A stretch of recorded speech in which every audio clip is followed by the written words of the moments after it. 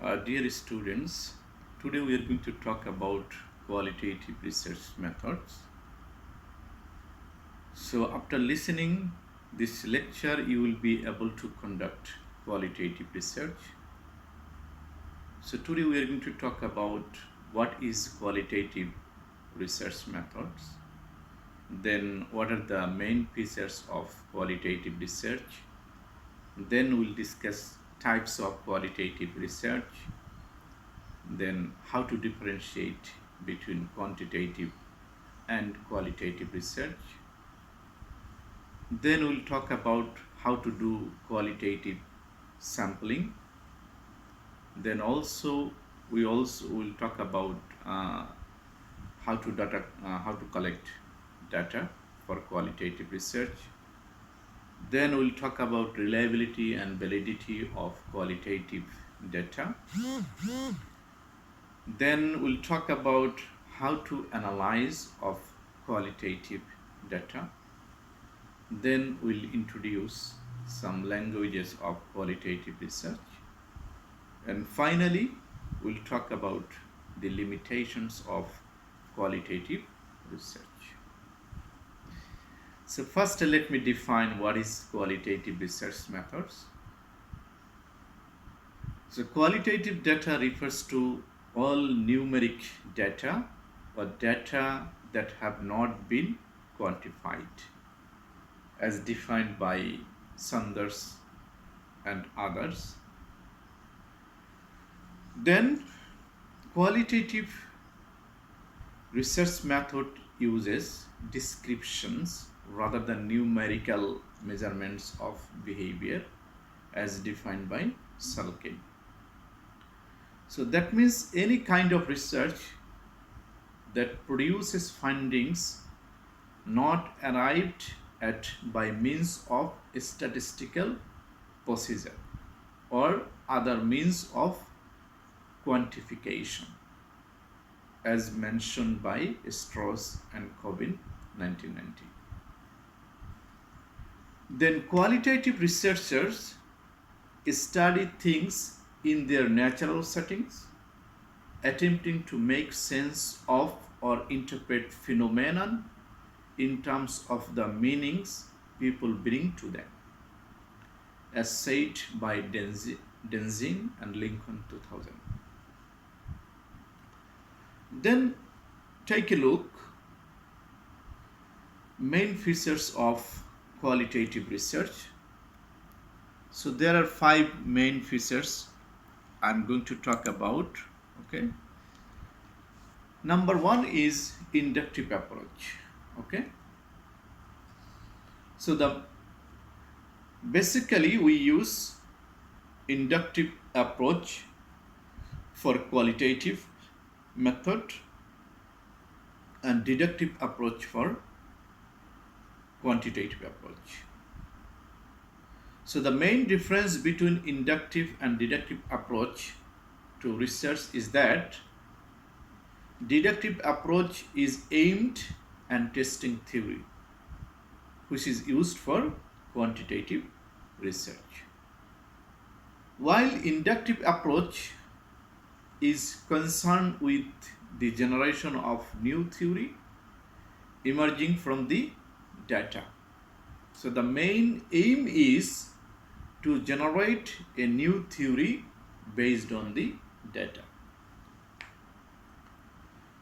So when we use inductive approach for qualitative research, when there is little to no existing literature on a topic, it is common to perform inductive research because there is no theory to test. So the inductive approach consists of 3 stages like research design, observation and analysis. Okay. Then let me talk about the second feature or second characteristics of qualitative research is interactive process. It is called interactive process.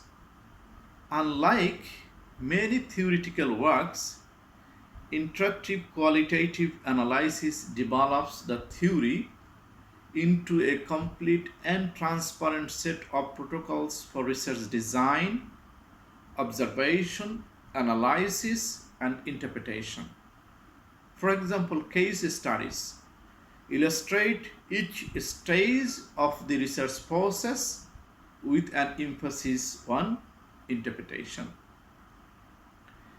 Then interactive research that brings member of a client organization into direct contact with stakeholders such as customers in order jointly to explore issues and develop solutions to organizational issues. Then third feature or characteristics of qualitative research is reflexive process. So reflexivity is the process of reflecting on yourself, the researcher, okay, to provide more effective and impartial analysis.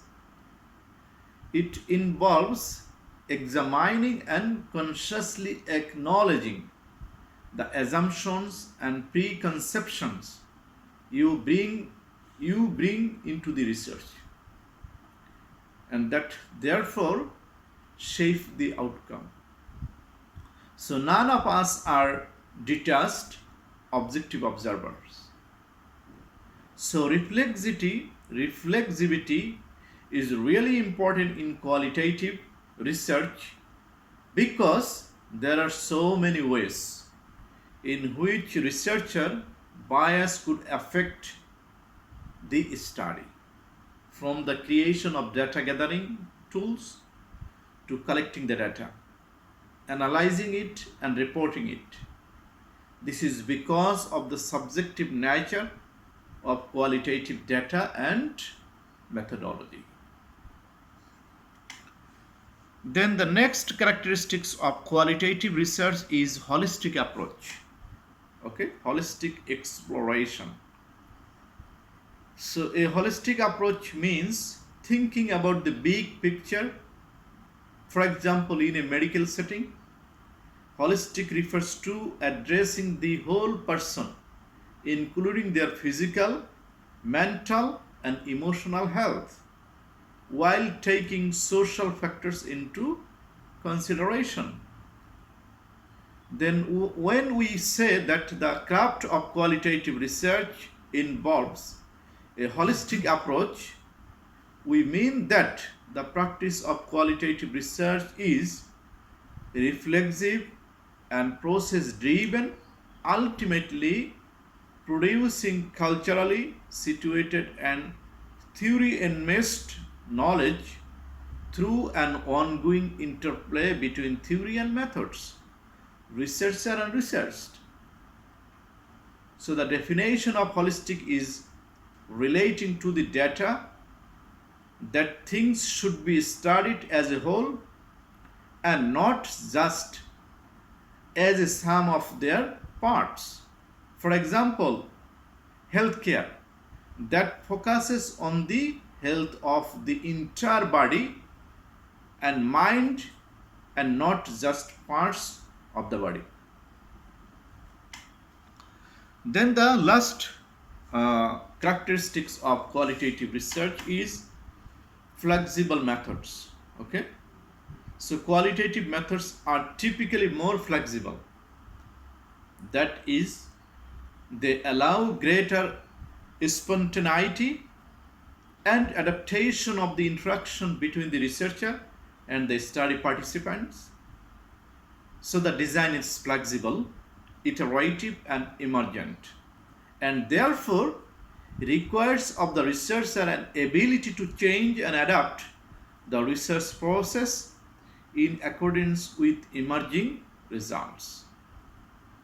Qualitative research is thus different from quantitative research, as it allows for flexibility throughout the research process. So these are the some characteristics of qualitative research. So because of these characteristics research, we use qualitative research. Let's end our first part of today's lecture here. Thank you very much.